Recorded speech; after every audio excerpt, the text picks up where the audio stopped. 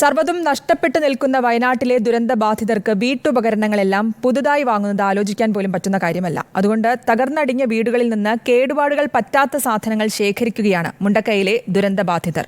വാടക വീടുകളിലേക്ക് മാറുമ്പോൾ ഉപയോഗിക്കാമല്ലോ എന്ന ചിന്തയിലാണ് പലരും വീടിനകം അരിച്ചു പെറുക്കുന്നത്. ചൂരൽമലയിൽ നിന്ന് അല്ലമീൻ തയ്യാറാക്കിയ റിപ്പോർട്ടിലേക്ക്.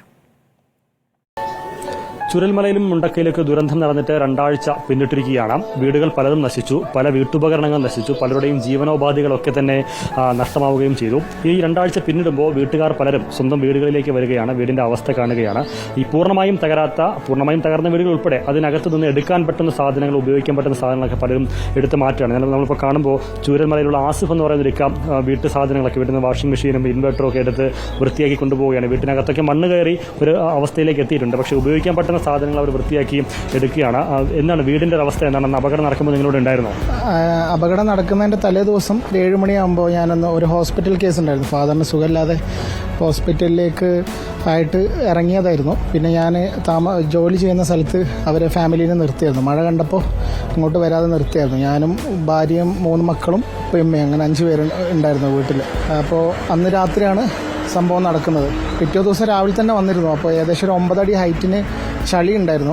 അപ്പോൾ ബെർത്തിൻ്റെ മേലെ കുറച്ച് സാധനങ്ങൾ, ഡോക്യുമെൻസും കാര്യങ്ങളൊക്കെ ഉണ്ടായിരുന്നു. അത് വന്നിട്ട് കളക്ട് ചെയ്ത് പോയി. പിന്നെന്നാണ് വരുന്നത്.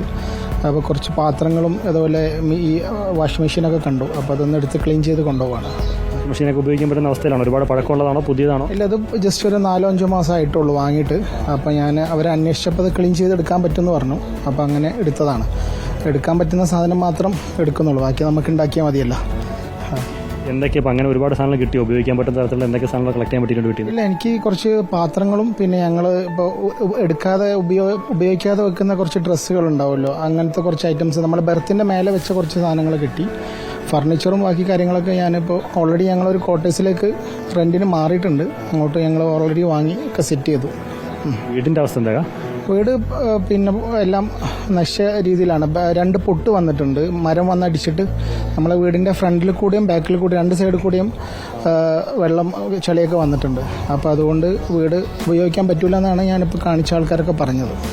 നിങ്ങൾ ഈ അപകടം നടക്കുന്ന തൊട്ട് മുമ്പ് അവിടെ നിന്ന് മാറിയെന്നാണ് പറഞ്ഞത്. ആ സമയത്ത് അവിടെ ഉണ്ടായിരുന്നുവെങ്കിൽ എന്തായാലും അപകടത്തിൽപ്പെട്ടാണ്. കാരണം നമുക്ക് അവിടുന്ന് എസ്കേപ്പ് ആവാൻ ഒരു മാർഗ്ഗവും ഇല്ലായിരുന്നു. വീടിൻ്റെ ഫ്രണ്ടിൽ കൂടിയും വന്നു, ബാക്കിൽ കൂടിയും വന്നു.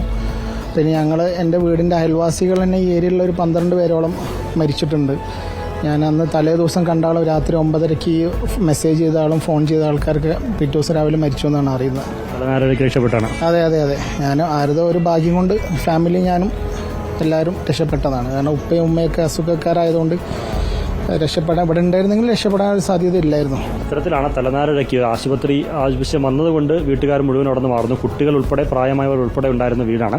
അപ്പോൾ ഏതായാലും വീട് തകർന്നു എന്ന് പറയുന്നത് നശിച്ചു. വീട്ടിനകത്ത് നിന്ന് എടുക്കാൻ പറ്റുന്ന സാധനങ്ങൾ ഇത്തരത്തിൽ പലരും എടുത്ത് പുനരുപയോഗിക്കാൻ പറ്റുന്ന, വലിയ തരക്കേടില്ലാത്ത, തകരാറൊന്നും സംഭവിക്കാത്ത ഉപകരണങ്ങളാണ് അവിടുത്തെ മാറ്റുന്നത്. അപ്പോൾ ആസിഫൊക്കെ തന്നെ ഒരു വാഷിംഗ് മെഷീൻ എടുത്തിട്ടുണ്ട്. വീട്ടിലുള്ള ഇൻവെർട്ടറും സാധനങ്ങളും ബാറ്ററിയൊക്കെ എടുത്ത് മാറ്റുന്നുണ്ട്. അങ്ങനെ പലരും അങ്ങനെ മാറ്റുന്നുണ്ട്. അത്തരത്തിൽ പലതരത്തിലാണ് കാഴ്ചകൾ. അത് ദുരന്തത്തിന് പിന്നാലെയുള്ള ഇത്തരം ചില കാഴ്ചകൾക്ക് കൂടി ദുരന്ത ഭൂമിയിൽ നിന്ന് വേദിയാവുകയാണ്. ചൂരൽമലയിൽ നിന്ന് വീഡിയോ ജേർണലിസ്റ്റ് ജിതിൻ ജോസഫിനൊപ്പം reporter Al Ameen, in reporter.